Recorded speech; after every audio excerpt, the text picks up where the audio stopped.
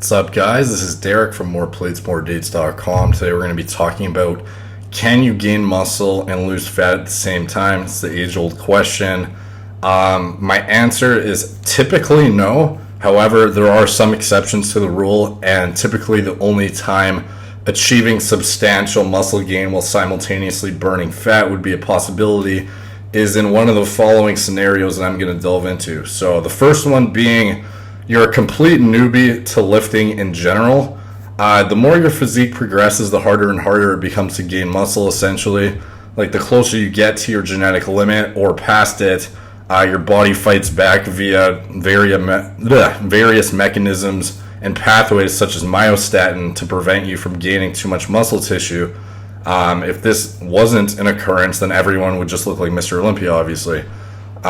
When you're a complete newbie to lifting, though, your body will likely experience a phenomenon known as newbie gains, and these occur due to a brand new stimulus being introduced to your muscles and your body responding very strongly to it due to it essentially shocking your body. So I'm sure all of you who have lifted for several years have noticed how quickly, when you first started, you made gains during that like first year of consistent lifting.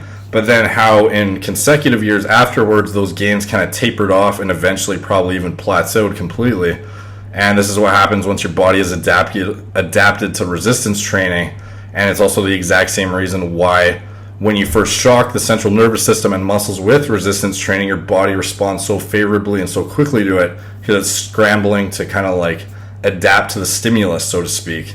So during this phase of transitioning from not being in the gym at all to consistently hitting the gym each week, your body can undergo a very significant recomposition phase where you gain a lot of muscle tissue and strength in such a quick time frame that your body fat percentage actually decreases as the amount of muscle you've gained relative to the amount of fat sitting on your frame is considerably greater than it was prior to making those gains. So through this process, you can successfully gain muscle and lose fat at the same time for kind of like, I'd say, the duration of your newbie gains, and then after which those are done, achieving both those goals simultaneously will prove to be much more difficult, if not near impossible.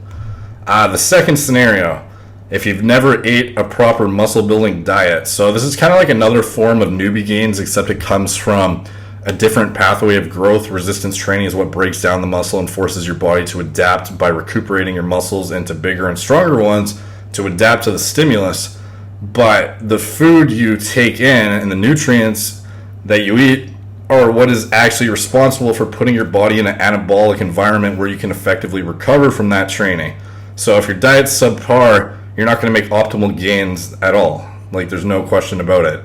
And this is where most individuals fail. And you probably see like tons of guys at your gym year in and year out, and you start to wonder why they look exactly the same for like 5 years straight, even though they're there 5 days a week too, hitting the weights hard, but they still look exactly the same 5 years later. The reason usually boils down to a poor diet limiting their recovery ability, consequently keeping them stuck at their current level of musculature. So once you start eating enough protein to properly recover, eliminating simple sugars except when necessary, like post-workout, eating the amount of calories you need to grow and nothing more, which would lead to excess fat storage, etc. It isn't uncommon to notice a stark increase in your recovery rate, muscle growth, strength progression, and overall improvement in your body composition. Nailing your diet is pretty much just another way you can maximize your chances of being able to gain muscle and lose fat at the same time. The third scenario, it's your first steroid or SARM cycle. So you've probably realized by now the trend of putting your body in a conducive environment to gain muscle and lose fat at the same time is dependent upon a stimulus being brand new to your body.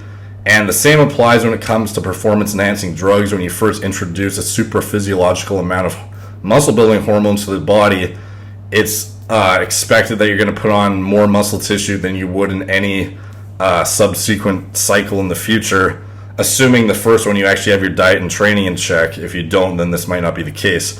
But your body reacts to these hormones the most favorably when they are brand new in your system and your body hasn't adapted to them whatsoever.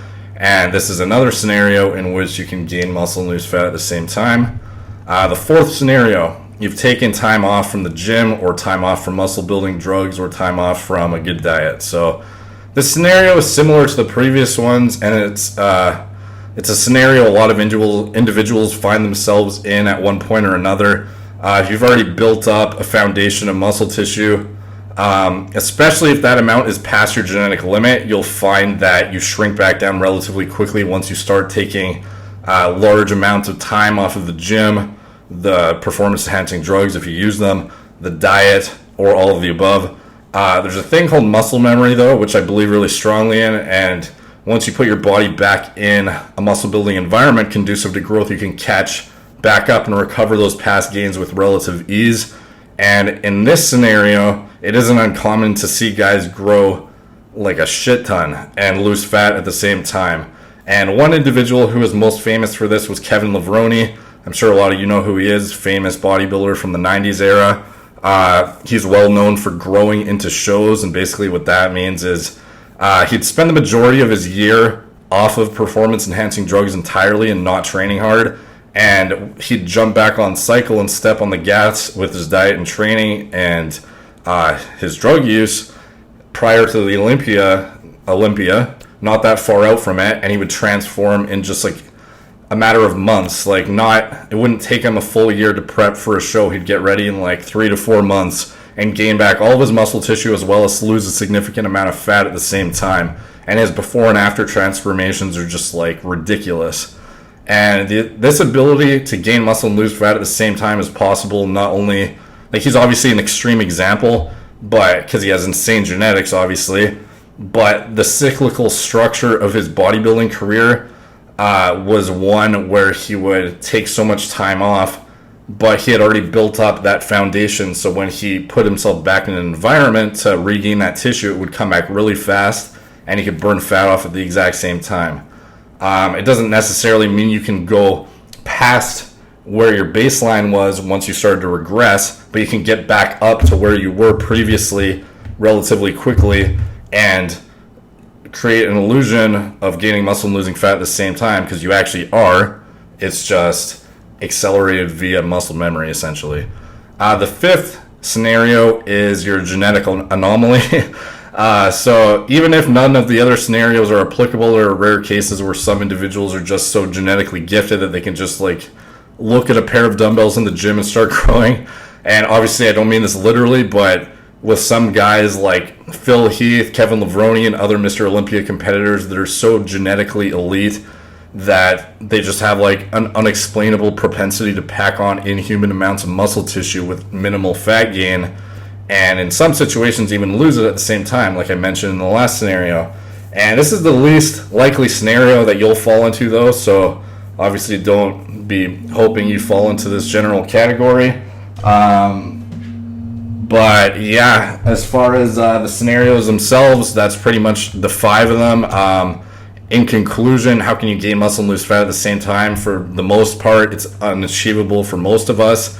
If you're going to be trying recomposition phases, you have to be patient, because that isn't something that is necessarily going to produce short-term results.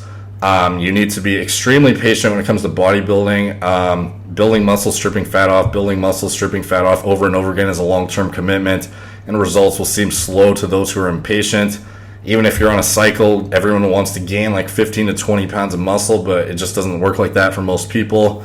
Building a great physique is a slow process that takes at least a few years, even if you're in the top percentile of genetics, and patience must be taken during this building phase.